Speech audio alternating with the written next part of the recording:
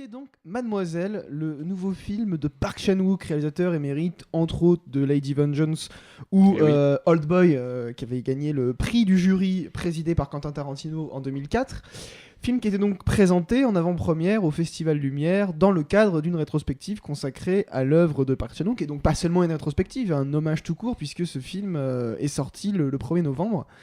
Donc il n'est pas encore sorti pour le coup, il sort mardi prochain. C'est rare qu'on puisse vous parler des films avant qu'ils sortent, et pour le coup ça tombe bien puisque c'est un film qu'on va énormément vous conseiller, puisque c'est honnêtement un grand film, peut-être même le plus grand film de Park Chan-wook depuis Old Boy. Donc pour resituer, le film se déroule donc dans la Corée des années 30 pendant la colonisation japonaise, un contexte historique donc très établi. Une jeune femme du nom de Suki est engagée comme servante d'une riche japonaise, Hideko, qui vit recluse dans un immense manoir sous la coupe d'un oncle tyrannique. Mais Suki a un secret. Avec l'aide d'un escroc se faisant passer pour un comte japonais, ils ont d'autres plans pour Hideko, à savoir évidemment lui voler un certain nombre de choses. Alors, le film de Park Chan-wook se situe donc dans cette Corée des années 30, et le film dès le départ nous annonce que on aura en blanc les sous-titres en coréen et en jaune les sous-titres en japonais. Ce qui marque, je trouve, très bien la volonté du réalisateur d'ancrer son film dans un contexte historique qui est assez précis, mais qui en même temps n'est pas nécessairement développé comme tel dans le film. Je m'explique. De mémoire, c'est le premier film purement historique de Park Chan-wook, même si un film comme First déroulé dans une époque particulière. Mais il va utiliser ce contexte finalement à des fins purement fonctionnelles. Ce qui est vraiment génial dans le film, et je vais centrer mon propos là-dessus, c'est la manière dont il est écrit. Et ça, c'est assez rare dans l'émission qu'on revienne sur l'écriture. On fait de la critique analytique et on est plus sensible, nous, à ce qu'on appelle la forme, c'est-à-dire l'esthétique du film, au sens où comment le metteur en scène va déployer toute une palette d'éléments de mise en scène pour raconter son histoire visuellement. Là, le film, honnêtement, visuellement, il n'y a rien à redire. On est purement dans de la mise en scène postmoderne, c'est-à-dire que Park Chan-wook a beau filmer une époque particulière, une époque classique, la réalisation n'a rien de classique, on a des mouvements de caméra absolument incroyables, on a une utilisation du steadicam assez particulière, avec des plans très rapides qui vont passer d'un plan large à un plan rapproché dans un mouvement de caméra très ample, avec une focale assez courte, donc un angle assez large.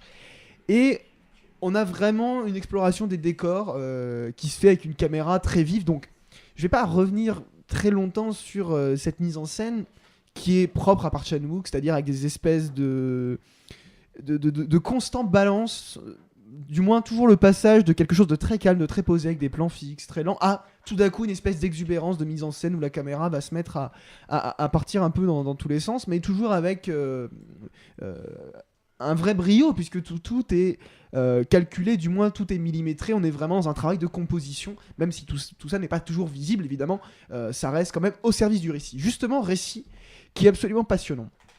Et c'est assez génial. C'est quelque chose qui a déjà été vu, mais le film, c'est un film qui, comme d'autres, on peut citer par exemple Elephant de Gus Van Sant, se refabrique constamment. C'est-à-dire que finalement, Mademoiselle est un film qui se réécrit et qui se redéploie sous les yeux du spectateur 3 fois. 3 fois sous des points de vue différents. Et ce qui est absolument prodigieux, c'est que c'est un film sur, comme vous l'avez compris, des escrocs, etc. À chaque fois, le film nous prend un rebours. C'est-à-dire que on voit le film étant en plusieurs parties, on voit le film au départ, on pense avoir compris les enjeux, hop, on revient en arrière, on nous remontre certaines séquences sous un autre point de vue, on comprend qu'on s'est laissé avoir. Et puis, avec ce deuxième point de vue, on est persuadé d'avoir toutes les armes pour appréhender tous les éléments du film, tous les personnages, et on est plus ou moins sûr que cette fois c'est bon, on a une supériorité sur les personnages et qu'on a compris. Et le film revient une 3e fois sur lui-même, il se replie une nouvelle fois sur lui-même et il revient en arrière pour nous faire comprendre qu'une nouvelle fois on a eu des fausses pistes, et que certaines pistes qu'on avait pensées justes la première fois, qui s'étaient révélées probablement fausses la deuxième, sont finalement les bonnes. Et évidemment le film se termine sans que tout soit éclairci, et finalement on est dans une position assez délicate. Et je trouve que cet élément-là est purement génial. parce que on est au-delà du simple gadget de remontrer 3 fois les mêmes séquences. Ce qui arrive dans le film, il y a plusieurs fois des séquences qui sont remontrées sous un point de vue différent. On n'a jamais purement les mêmes plans qui sont montrés. Mais c'est vraiment au service de ce jeu. Et je trouve que le film est extrêmement ludique à partir de là, puisque le spectateur devient actif dans la mesure où c'est à lui de reconstituer la narration du film à partir de ces 3 grandes pièces de puzzle qui forment les 3 parties du film.